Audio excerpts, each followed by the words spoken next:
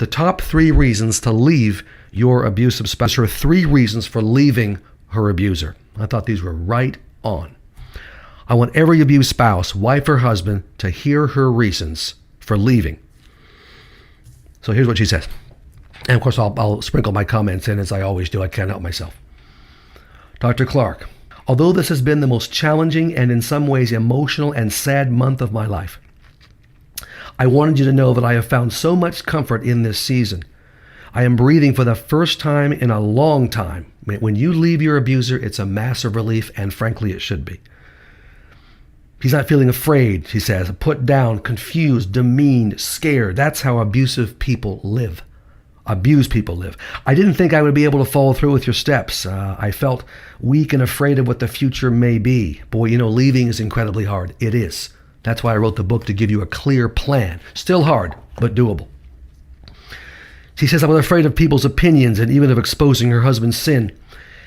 Probably because, and here's an insight, I have been covering up his sin and pretending with him for so long you get used to doing it. I finally had the courage to say enough is enough. Here's her first reason. I did it, leaving my abusive husband, I did it for the kids. Because, and many moms, of course, feel this way. Kids, number one. Because my parents were starting to see the way the abuse was affecting them. And she's got 3 kids under 5 years old.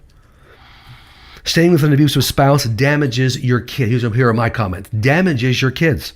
Don't think that staying is better for your kids. It's not. Their security is damaged if you stay. Their self-esteem is damaged if you stay. Their emotional health is damaged if you stay. Their ability to choose a healthy spouse is damaged if you stay. They've seen this rotten marriage. They've seen the abuse over and over, hundreds, thousands of times. They're not going to know what to do in choosing a good partner. Your girls will likely choose an abusive man to marry. That's the bad. I've seen this over and over, generational patterns.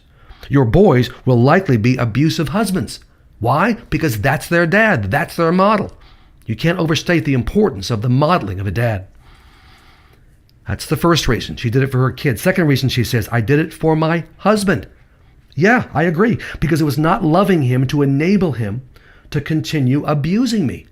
This gives this abuser his chance. It's the best one he's ever going to have in his life to make the changes. It's his only chance. Third, and of course it's kind of telling this comes last, but it's still very important. I did it for myself. Because if I went down one more time, I felt like I wouldn't be able to get back up. I wasn't even recognizing myself anymore. Listen to these words. This is where abusive wives live. I was drowning and feeling so beat down, despised, rejected. I felt like if I left, I would be giving up my last hope of someone loving me. Isn't that crazy that I was that insecure, that I thought that way, and that I would just be confirming the lie in my head that I'm failing all relationships, and that no one believes me, and no one loves me, and everyone thinks I'm crazy?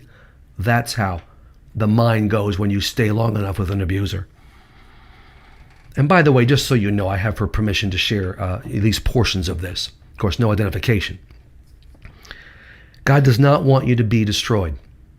I told this lady, and I'm telling you, if you're in an abusive marriage, God wants you to leave your abuser. I say that with 100% confidence. No, you don't have to. God's not going to make you. I'm not going to make you, but God wants you to. I believe that's true. So get my Enough is Enough book and get ready to leave. That, I believe, is the answer for you if you're in an abusive relationship.